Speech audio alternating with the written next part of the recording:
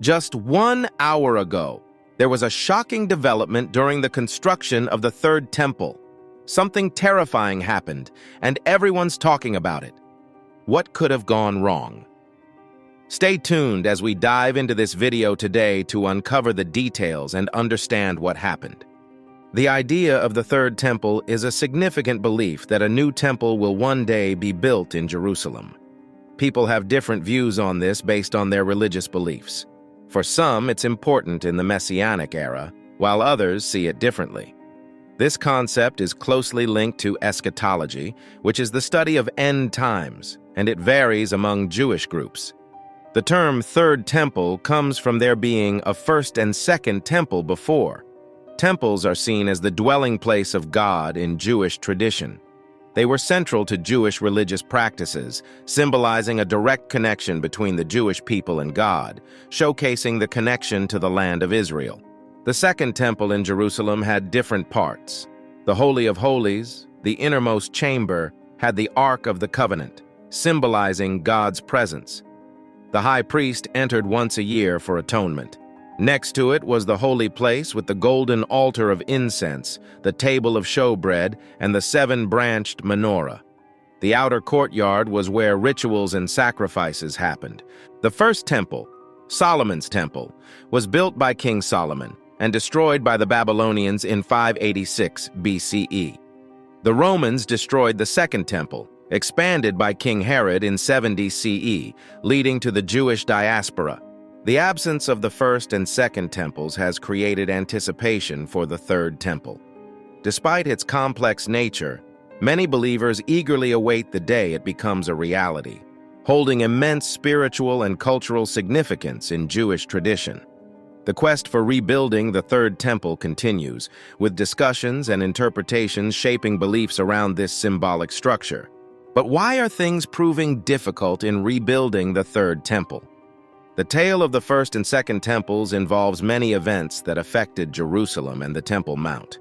After the Romans destroyed the Second Temple in 70 CE, they changed Jerusalem's name to Aelia Capitolina, making it a Roman colony. It took time for Jerusalem to recover from this conquest. The Temple Mount also underwent significant changes. After the Second Temple's destruction, Islam emerged as a new religion on the Temple Mount. Islam introduced two important structures, the Al-Aqsa Mosque and the Dome of the Rock. The Al-Aqsa Mosque, built in the 7th century CE, is highly revered by Muslims worldwide. It's considered Islam's third most sacred site, after Mecca and Medina. Islam's connection to the Temple Mount dates back to the night journey of the Prophet Muhammad. According to Islamic tradition, the angel Gabriel transported Muhammad from Mecca to the Al-Aqsa Mosque in Jerusalem, where he led prayers during this miraculous journey. This event, known as Isra and Miraj, highlights the deep spiritual bond between the divine and the prophet. Muslims refute the Jewish claim that the Al-Aqsa Mosque and the Dome of the Rock are built on the remains of their former temples. They view this assertion as an attempt to diminish these sites' historical and religious significance. Over the centuries, both structures have undergone renovations and expansions, preserving their architectural and spiritual importance. However, a long-standing conflict has arisen between Jews and Muslims regarding ownership of the Temple Mount. Many Jews argue that these Islamic structures erase evidence of their previous temples, accusing Muslims of maintaining control over the site. This dispute has led to tensions and controversies over time. Recently, scientists have begun uncovering intriguing discoveries that add new insights to this complex narrative. Arrival of red heifers. 5 special red heifers, all under 1-year-old, have arrived in Israel from Texas. According to Jewish law, these heifers play a crucial role in making things pure. If they remain completely red without any marks, they can be used to produce special ashes.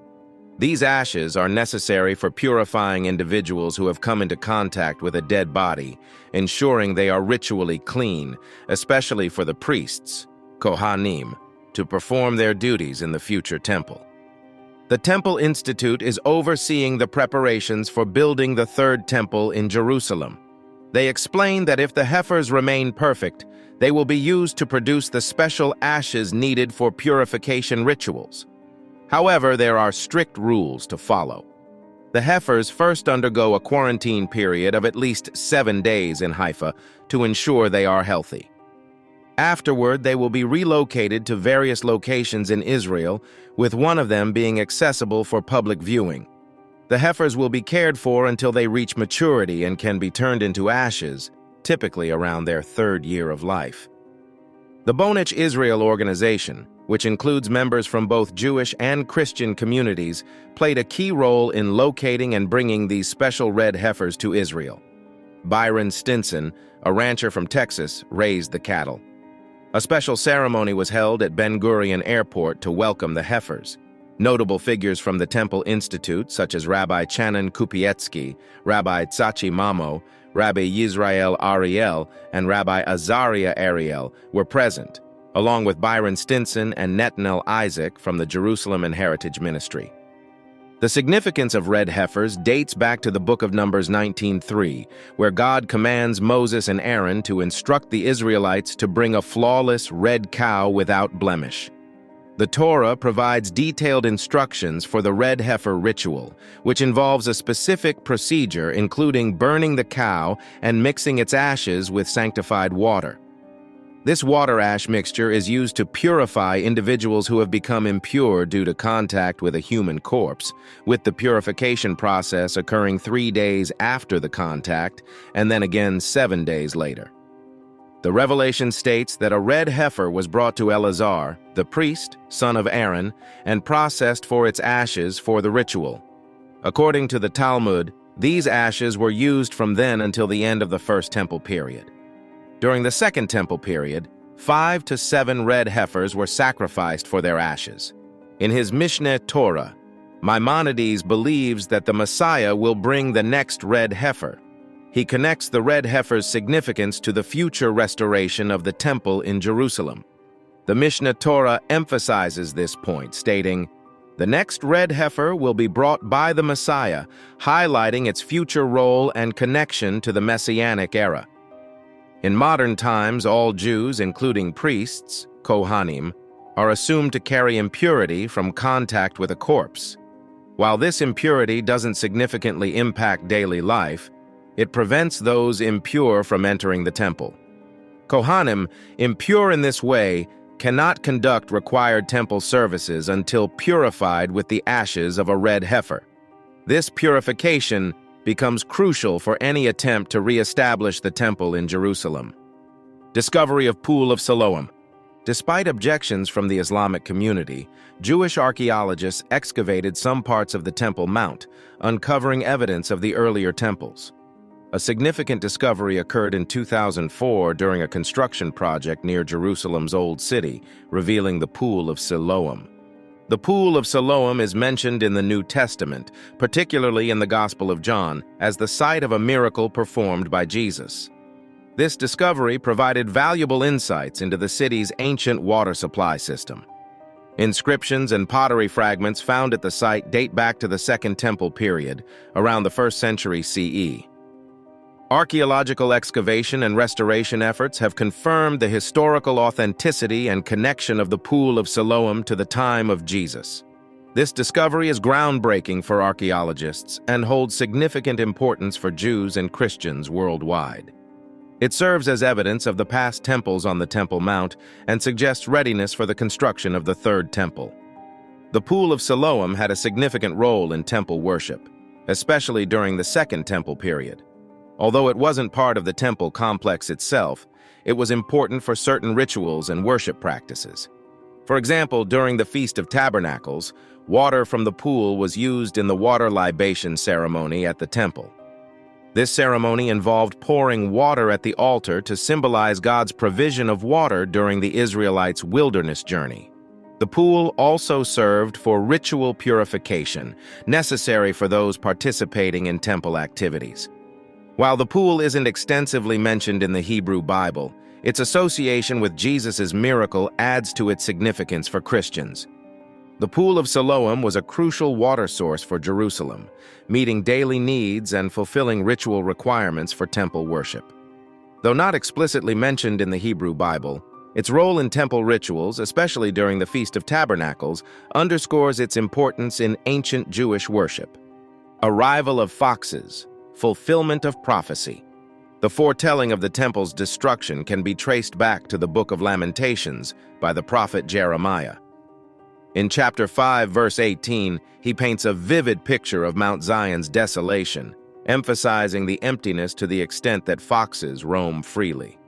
This imagery suggests a barren temple mount where wild animals freely wander, yet a subtle glimmer of hope is embedded within this desolation. During the recent fast day commemorating the destruction of the two temples in Jerusalem, an extraordinary event unfolded. A fox was sighted on the wall of the Temple Mount, capturing attention as images and videos of this unusual occurrence quickly circulated on social media. This fox sighting resonated with an ancient prophecy from the book of Micah 3:12, articulated by Uriah, foretelling the transformation of Zion into a plowed field and Jerusalem into rubble, with the Temple Mount resembling the high places of a forest where foxes are commonly found. The alignment of this prophecy with the presence of a fox on the Temple Mount adds a layer of significance to the unfolding events. The sight of a fox on the Temple Mount during Tisha B'Av was perceived as a fulfillment of ancient prophecies, adding a layer of symbolism to the solemn occasion. A tale from the Babylonian Talmud, recounting an encounter involving Rabban Gamliel, Rabbi Elazar ben Azariah, Rabbi Joshua, and Rabbi Akiva, resonates with this occurrence. As they ascended to Jerusalem and reached the Temple Mount, they witnessed a fox emerging from the Holy of Holies. The response was a collective expression of sorrow, with everyone crying except for Rabbi Akiva, who laughed unexpectedly. Inquiring about their tears, Rabbi Akiva challenged their grief, questioning why they wept over the sanctity of a place that foxes had now visited. In response, Rabbi Akiva referred to the prophecies of Uriah and Zechariah, emphasizing the interconnected nature of these predictions. Uriah's prophecy, envisioning Zion being plowed like a field, needed fulfillment for Zechariah's prophecy to materialize. Rabbi Akiva further delved into the connection between Uriah's prophecy and that of Zechariah. He highlighted how Isaiah linked Uriah's prophecy to Zechariah's, emphasizing their continuity across different eras. Zechariah's prophecy depicted a future scene of elderly men and women dwelling peacefully in the streets of Jerusalem, offering a contrasting image to the desolation described by Uriah. With profound insight, Rabbi Akiva affirmed the validity of Zechariah's prophecy, noting that its fulfillment hinged on the realization of Uriah's prophecy. This linkage underscored the interconnectedness of these ancient predictions, echoing across time to shape the destiny of Jerusalem. Moreover, recent sightings of foxes near the Temple Mount added a contemporary dimension to these ancient prophecies. In 2019, Rabbi Shmuel Rabinovitz, the rabbi of the Western Wall, expressed deep emotion upon witnessing foxes near the Temple Mount on the evening of Tisha B'Av, remarking that it evoked the fulfillment of the prophecy of "foxes walked in it." Reflecting on history, Rabbi Rabinovitz drew parallels to Rabbi Akiva's consolation of his peers following the temple's destruction. He offered a prayer for the realization of promised peace, echoing Rabbi Akiva's hope for a brighter future. Rabbi Rabinovitz expressed, "May we witness the fulfillment of Rabbi Akiva's promise, just as we saw what he and his friends witnessed soon. Amen." Despite the fulfillment of Uriah's prophecy with the temple's desolation and the presence of foxes, the anticipation persists for Zechariah's vision. While Jerusalem is under Jewish sovereignty once more, enduring peace remains elusive. Although we are nearer to fulfillment than Rabbi Akiva's time 2 millennia ago, the yearning for the complete realization of Zechariah's prophecy endures. Place of the Third Temple. Zechariah 6:12 speaks of a future temple and mentions the branch that will construct it. This prophecy emphasizes the importance of this figure in building the temple. Revelation 11:1-2 portrays a scene where the temple of God is measured, highlighting its significance in divine plans. Determining the location of the third temple is a significant question. Recent discoveries of ruins outside Jerusalem's old city walls, known as Wadi Helu by Palestinian Arabs and the City of David by Israeli authorities, add complexity to this inquiry. Ongoing excavations dating back to the late 1800s focus attention on this historically significant area. In 2 Samuel 5:9, David is noted to have resided in a stronghold named the City of David.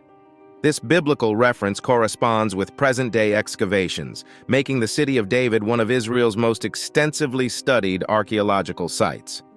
Revelation's depiction of measuring the temple and altar while excluding the outer court suggests a focus on the sacred elements, emphasizing their significance. The mention of 42 months during which nations will trample the holy city adds a temporal aspect to these prophetic visions. Considering the future temple, these biblical passages provide intriguing insights into divine intentions. Ongoing archaeological endeavors, coupled with historical and prophetic viewpoints, add layers of complexity to the mystery surrounding the Third Temple's location and importance. Delving deeper into the narrative, the phrase "David built all around" in 2 Samuel 5:9 is captivating, especially given recent discoveries. Archaeological findings unveil ruins of 5 interconnected urban sites dating back to around 1000 BC, coinciding with King David's reign.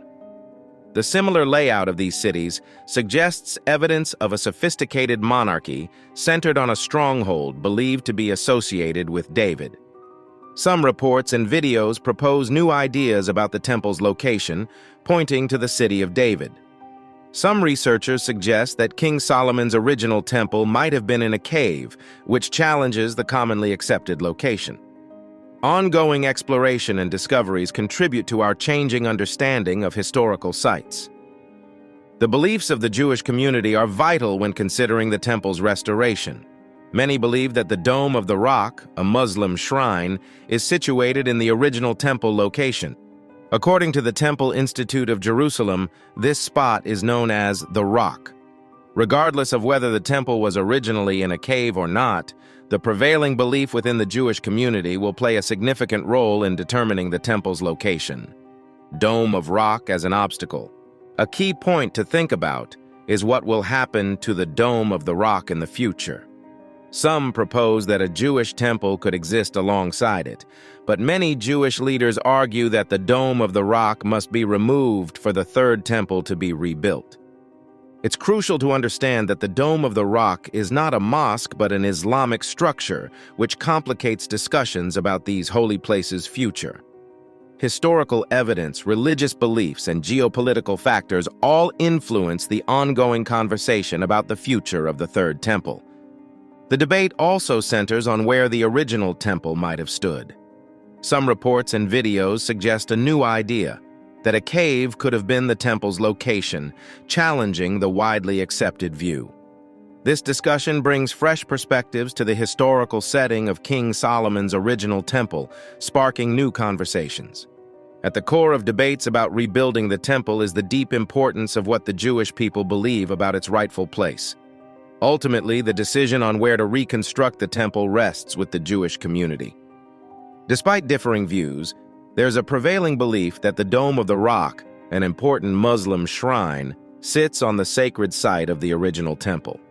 The Temple Institute of Jerusalem identifies this disputed area as the Rock.